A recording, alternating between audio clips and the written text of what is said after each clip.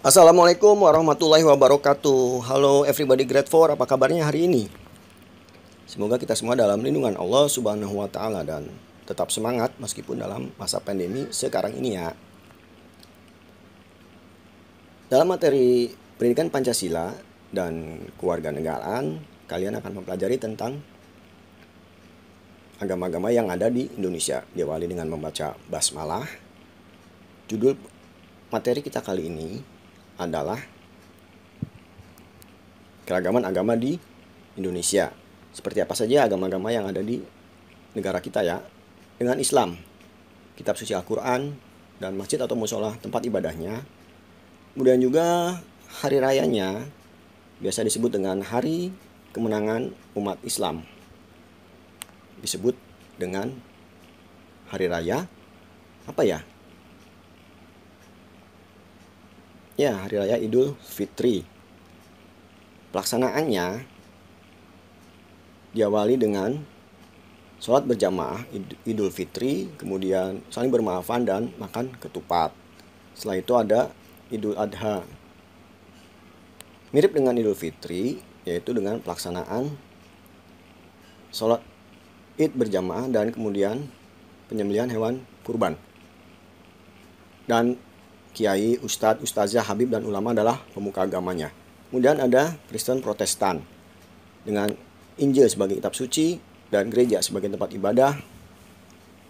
Hari rayanya biasanya dilaksanakan di bulan Desember. Disebut dengan apa ya? Ya, disebut dengan Natal dengan cara menghias. Menghias apa? Ya, menghias pohon-pohon cemara sebagai pohon Natal dan saling bertukar kado. Ada juga perayaan Paskah juga dengan menghias-hias dengan menggunakan telur, disebut telur Paskah. Dan pemuka agamanya adalah pendeta. Ada juga Kristen Katolik, Alkitab kitab sucinya, gereja juga tempat ibadahnya, serta hari rayanya selain Natal dan Paskah disebut dengan perayaan apa itu?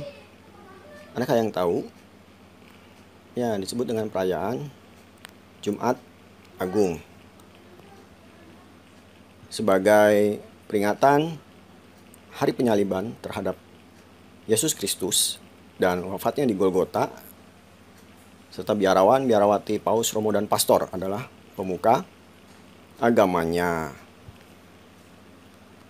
Kemudian lanjut dengan agama yang disebut Buddha sebagai Tripitaka adalah kitab sucinya dan vihara atau wihara tempat ibadahnya. Lalu juga hari rayanya disebut dengan perayaan apa ya? Ya, perayaan Waisak dengan cara beribadah pergi ke Candi Borobudur serta penyalaan lilin. Kemudian juga ada Katina, pelaksanaan pemberian apa itu? Ya, pemberian santunan kepada biksu. Ya. Dan biksu serta biksuni ini adalah pemuka agama Buddha. Lalu ada Hindu, Veda atau Weda kitab sucinya, Pura atau orang Bali menyebutnya Pura, dan hari rayanya dengan suasana hening disebut dengan perayaan hari raya Nyepi dengan cara berdiam diri atau menyendiri di rumah dan mematikan listrik. Serta ada juga galungan dengan cara perayaan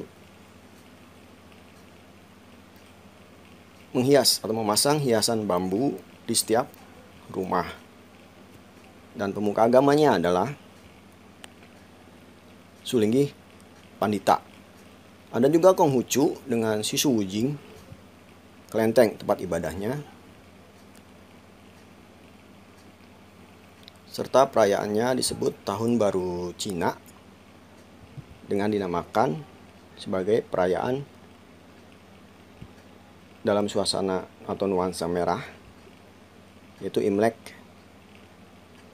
dengan cara pelaksanaan beribadat ke mana beribadatnya? Ya, ke kelenteng serta pembagian angpau. Lalu juga cap gomeh biasanya dilaksanakan hari ke-15 setelah Imlek dengan memasang lampion. Dan pemuka agamanya adalah Xuexi.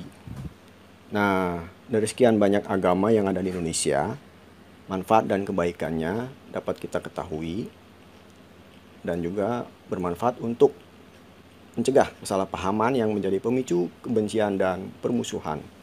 Sebab Indonesia merupakan negara Pancasila dengan memberikan kebebasan setiap warga negaranya untuk melaksanakan serta meyakini agama yang dianut dan melaksanakan kepercayaannya masing-masing. Dengan demikian juga kita dengan sungguh-sungguh melaksanakan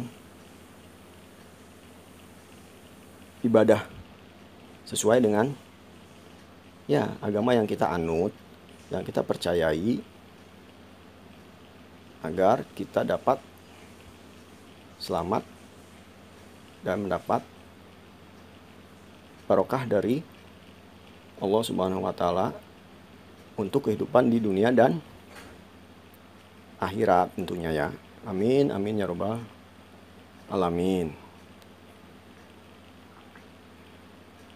Semoga dapat difahami pembelajaran ini dan dengan membaca hamdalah serta terima kasih. Wassalamualaikum warahmatullahi wabarakatuh.